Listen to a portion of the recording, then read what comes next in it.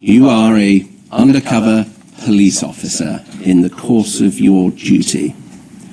Why were you seeking to form an intimate relationship with a member of the public? I think I was involved in my life as Bob Robinson, and I failed to give the consideration, the proper consideration to my actions here. I mean, clearly I can see today how wrong it was. And so it's the right moment, for me to apologise directly to Belinda. I shouldn't have written that letter. I had every opportunity not to. I can only apologise and take yes, I do. So, I take responsibility for that. I know that the impact of my undercover role at that stage, 1987, I know that it was taking a toll in the way that clinical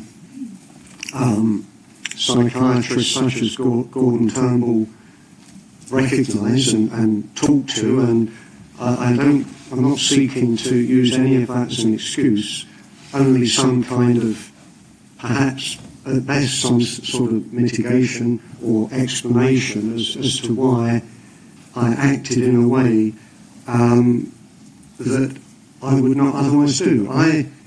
As you know, well, I don't know, but as you know from me at any rate, I was never a womanizer outside of my life as Bob Robinson.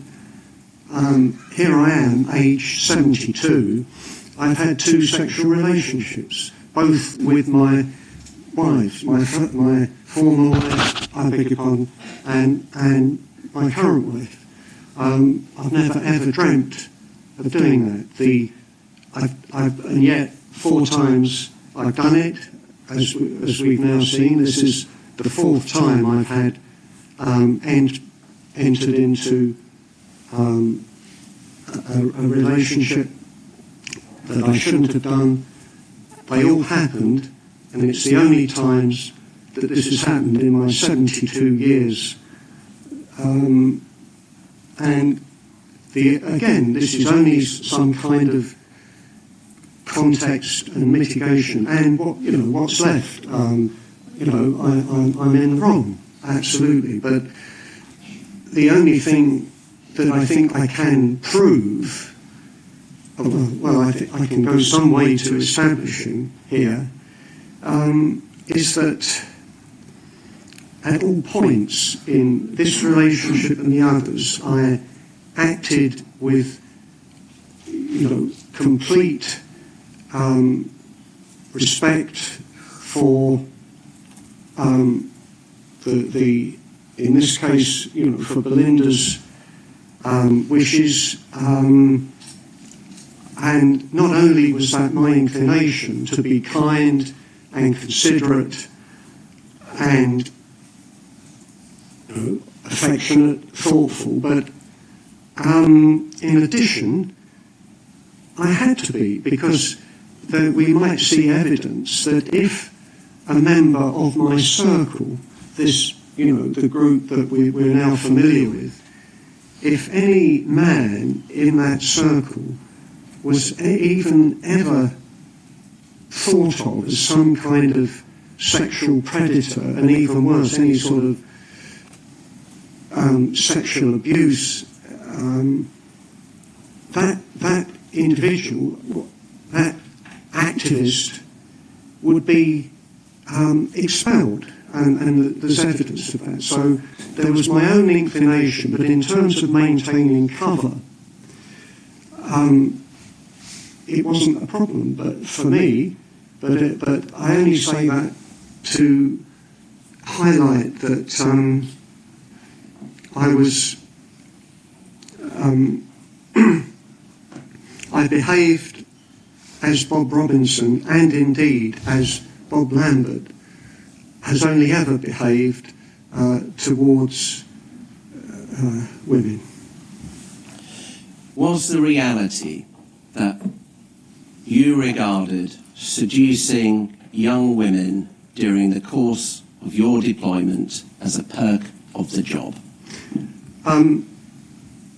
You know, Mr. Barr, that was not me, and that is important for me to say. I'm not making excuses. It was wrong, but I was not that person. I've read in recent years accounts that I am in the same bracket as one or two notorious police officers who are now in prison serving long sentences for serious sexual abuse of women. That's where my reputation lies to many, many people today. I am placed in that category. And that's really why I'm trying to speak as frankly and honestly to you today and throughout this week, because that means a lot to me. It means a lot to my means a lot to my family. Even though I've let my family down. I've let both my first wife and my present wife. I've let them down. I've let my deceased children down. I've let my son, my living son, I've let everyone down. I've let former colleagues down. The vast majority of colleagues who, never made the mistakes that I did, never made the decisions I did. I was wrong, and I apologise sincerely. But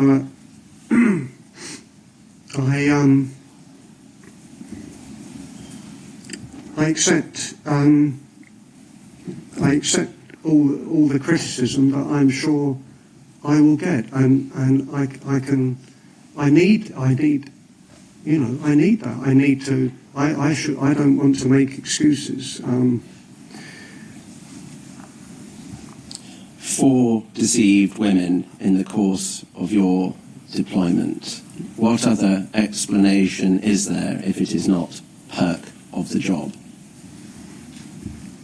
It's a full explanation will come from with the input of an experienced clinical psychiatrist plus my own honest participation. I think that would be a step in that direction.